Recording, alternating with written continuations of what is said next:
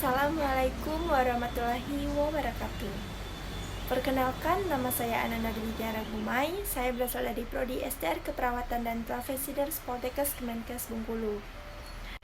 Baiklah, bertemu lagi di video kali ini. Di sini saya akan menjelaskan tentang sistem reproduksi pria. Baiklah, di sini saya akan membahas tentang organ reproduksi pria. Yang pertama adalah pengertian organ reproduksi pria. Organ reproduksi pria merupakan sekelompok organ yang terlibat dalam sistem reproduksi dan terbagi menjadi dua bagian, yakni organ internal dan organ eksternal. Organ eksternal adalah bagian luar terdiri dari 3 organ, yakni penis, skrotum, dan testis. Selain sebagai organ seksual, pada pria, penis juga berfungsi sebagai jalan keluarnya urin dari tubuh melalui saluran yang disebut uretra. Sedangkan skrotum bertindak sebagai sistem kontrol suhu pada testis. Suhu pada testis berkaitannya dalam memproduksi sperma yang sehat. Selain memproduksi sperma, testis juga berfungsi untuk menghasilkan hormon testosteron yang merupakan hormon utama pada pria. Sedangkan organ internal adalah organ reproduksi pria bagian dalam.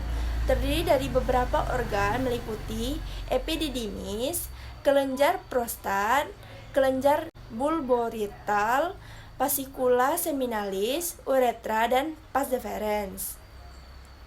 Epididymis berfungsi untuk menyimpan sel sperma yang diproduksi di testis dan mengangkat sperma yang belum matang menuju tabung vas deferens agar menjadi sperma matang. Vas deferens sendiri adalah tabung yang berfungsi untuk mengangkut sperma yang matang menuju uretra, yakni saluran yang membawa urin atau sperma keluar tubuh dalam persiapan untuk ejakulasi. Sedangkan fascicula seminalis berfungsi sebagai penghasil cairan fruktosa yang digunakan sperma sebagai sumber energi ketika beraktivitas. Kelenjar prostat berkontribusi dalam memberikan cairan tambahan untuk proses ejakulasi. Cairan prostat juga membantu sperma agar tetap sehat.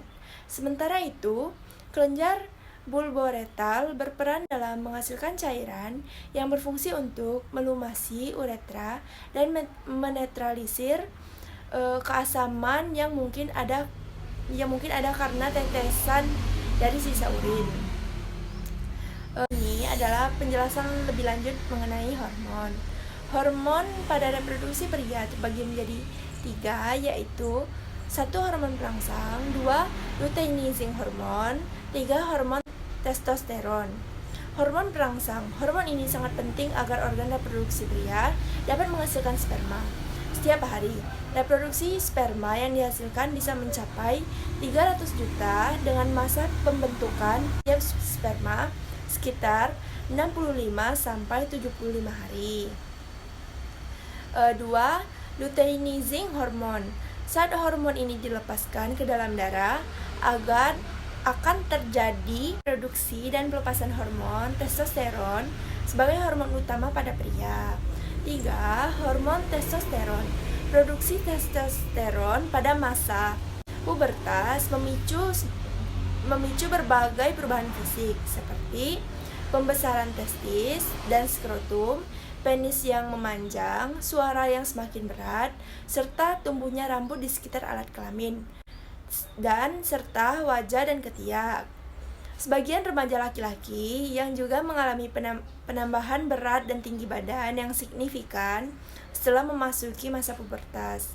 Testosteron juga akan mempengaruhi massa tulang dan gairah seksual. Itulah materi tentang reproduksi pria yang dapat saya sampaikan. Jika ada salah kata, saya mohon maaf. Kepada Allah saya mohon ampun. Sekian, terima kasih. Wassalamualaikum warahmatullahi wabarakatuh.